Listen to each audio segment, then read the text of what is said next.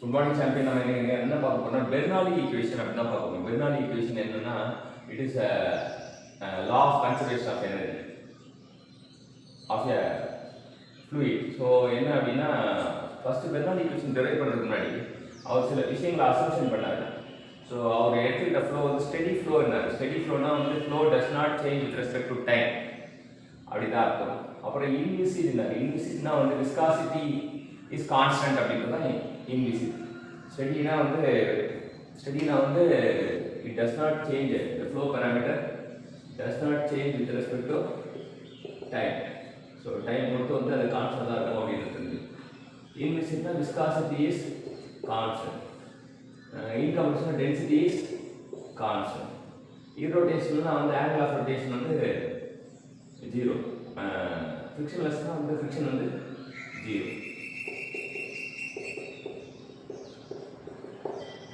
Flow language straight line அப்படிங்கிறது stream line தான் செல்லுபடி ஆகும்னு சொன்னார்.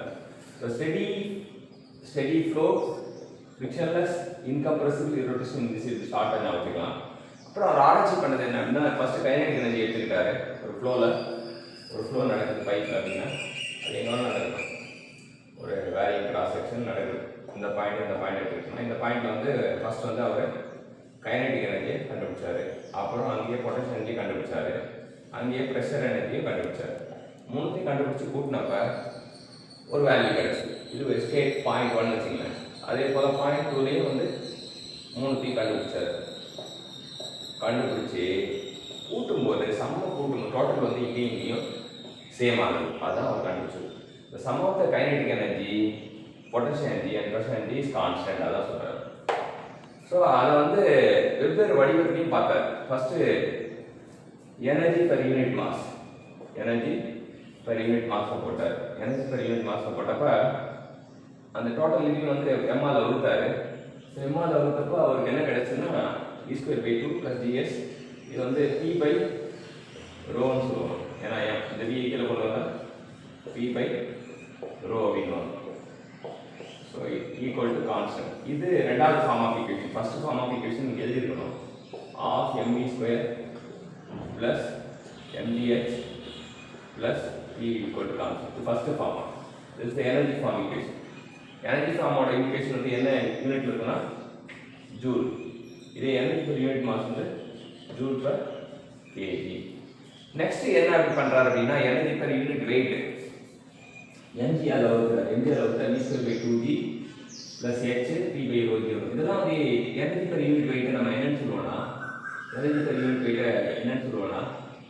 இது ஹெட்னு சொல்லுவோம். ஸோ வெலாசிட்டியிலேருந்து கிடைக்கிற ஹெட் வந்து வெலாசிட்டி ஹெட்னு சொல்லுவோம். பொட்டன்ஷியல் எனர்ஜி கிடைக்கிறது வந்து பொட்டன்ஷியல் ஹெட்னு சொல்லுவோம். ப்ரெஷர் வந்து கிடைக்கிறது ப்ரெஷர் ஹெட் சொல்லுவோம். ஸோ அது அடுத்து எனர்ஜி பர் யூனிட் வால்யூம் போடும்போது நமக்கு வால்யூம் அளவு வரும்போது V²/ρV²/2 வருது. இப்போ எப்படி பார்த்தீங்கன்னா இது டைனமிக் ப்ரெஷர் சொல்லுவாங்க. mgh வால்யூம் வரும்போது ρgh அது டேட்டம் ப்ரெஷர், அது static pressure. Equal to constant ரொம்ப முக்கியம். ஏன்னா வந்து அவர் முன்னை கூட்டினா கான்ஸ்டன்ட் வரும் அப்படின்னு சொன்னது அவரோட தீர்வு. கான்ஸ்டன்ட் வந்து எந்த இடத்துல கூட்டிங்கனாலும் பாயிண்ட் டிஃப்ரெண்ட் வெவ்வேறு பாயிண்ட்ல கூட்டினாலும் அது கான்ஸ்டன்ட்டாக வரும் அப்படின்றது தெரிஞ்சுக்கணும். ஸோ வந்து இது dynamic pressure, datum pressure created by kinetic energy தான் டைனமிக் ப்ரெஷர். அதே pressure created by potential energy வந்து pressure created by potential energy வந்து டேட்டம் ப்ரெஷர்.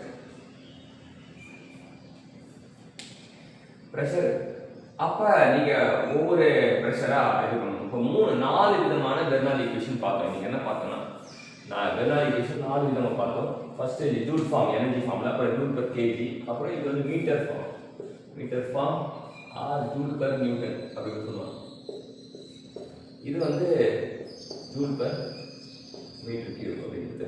ஸோ 4 வெவ்வேறு வடிவத்தில் நம்ம பெர்னௌலி ஈக்குவேஷன் பார்த்தோம். இதெல்லாம் அப்ளை பண்ணி நம்ம ப்ராப்ளமாக போட பெர்னௌலி பற்றி ஆழமாக புரிஞ்சுப்போம். Thank you sir.